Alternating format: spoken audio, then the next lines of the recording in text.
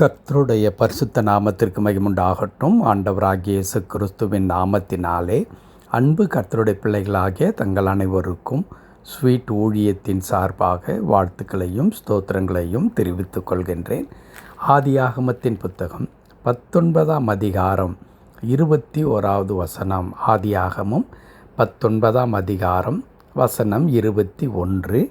அதற்கு அவர், நீ கேட்டுக்கொண்ட ஊரை நான் கவிழ்த்து போடாதபடிக்கு இந்த விஷயத்திலும் உனக்கு அனுக்கிரகம் பண்ணினேன். அதற்கு அவர், நீ கேட்டுக்கொண்ட ஊரை நான் கவிழ்த்து போடாதபடிக்கு இந்த விஷயத்திலும் உனக்கு அனுக்கிரகம் பண்ணினேன். கர்த்தருடைய பரிசுத்த நாமத்திற்கு மகிமுண்டாகட்டும். என் அன்பு கடவுளுடைய பிள்ளைகளே, 19ஆம் அதிகாரத்திலே ஆண்டவர் சோதோம் கொமாரா பட்டணங்களை அழிக்கின்ற அந்த காட்சியை அல்லது அந்த நிகழ்ச்சியை அந்த அதிகாரத்தில் நாம் படிக்கின்றோம். அது அழிக்கப்படுவதற்காக தூதர்கள் வருகின்றார்கள்.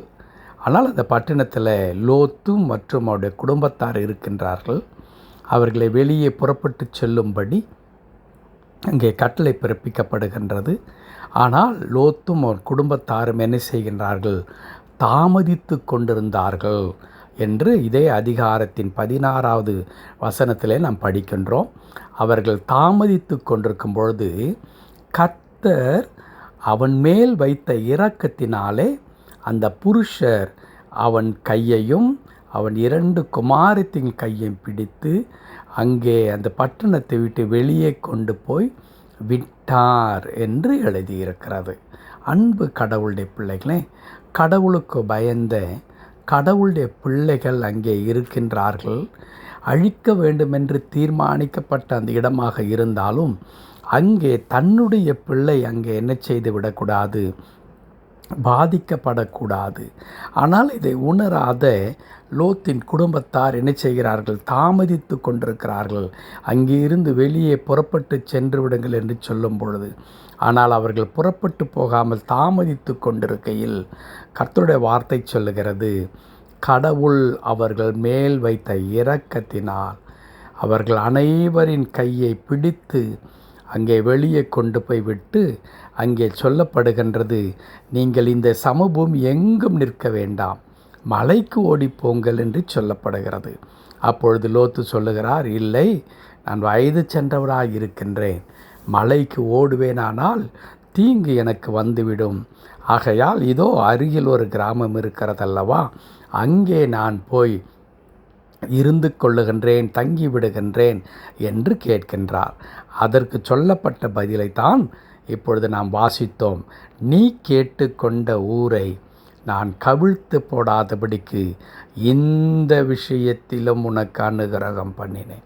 என் அன்பு கடவுளுடைய பிள்ளைகளே, இங்கே தேவனுடைய திட்டம் கூட மாற்றப்படுகிறது.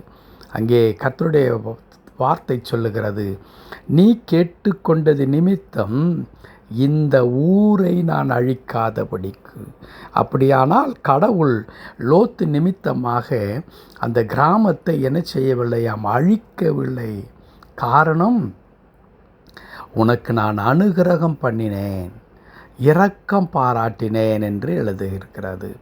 முந்தின 16வது வசனத்திலும் அதே வார்த்தை, அவன் மேல் வைத்த இரக்கத்தினால் என்று எழுதியிருக்கிறது. ஆம், அன்பு கடவுளுடைய பிள்ளைகளே, கடவுள் நம்மீது வைத்திருக்கின்ற இரக்கம் இருக்கிறதே, அதற்கு பெயர்தான் கிருபை என்று நாம் கிறிஸ்தவத்தில் வேதத்தில் வாசிக்கின்றோம், பயன்படுத்துகின்றோம்.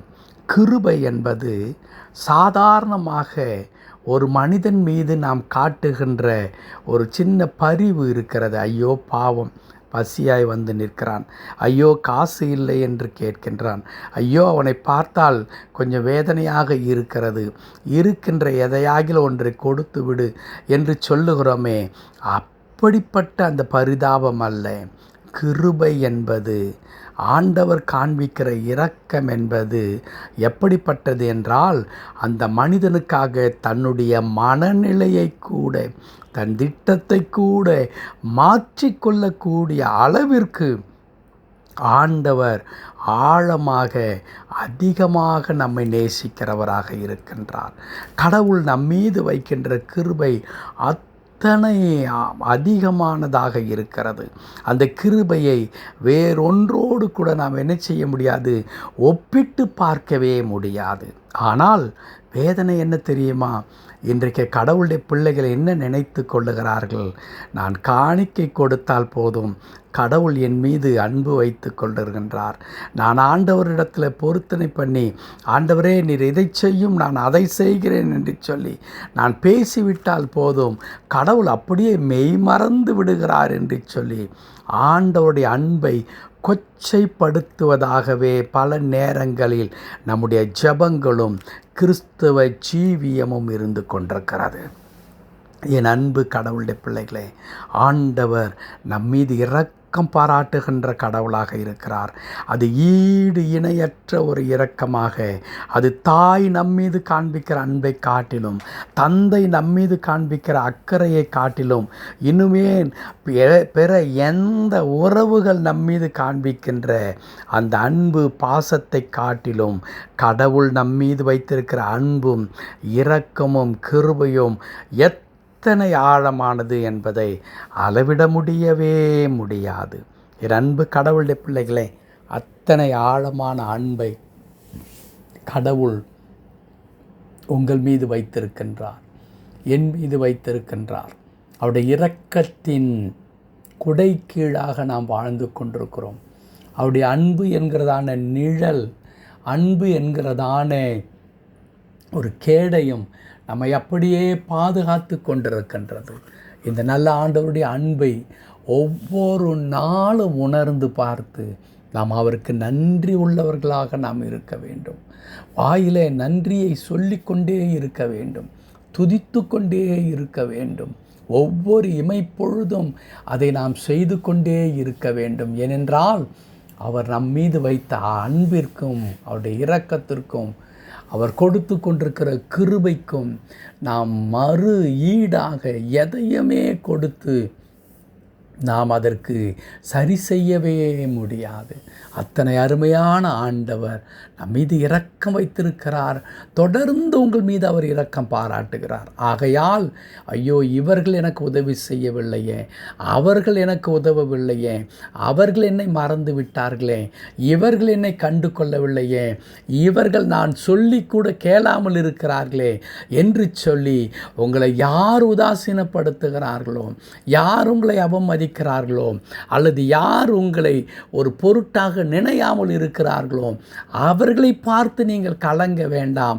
அவர்களை பார்த்து நீங்கள் வருத்தப்பட்டு உங்கள் மேல் இரக்கத்தையும் அன்பு வைத்திருக்கிற அந்த கடவுளை துதிக்கின்ற அந்த நேரத்தை நீங்கள் வீணாக்கி விடாதீர்கள்.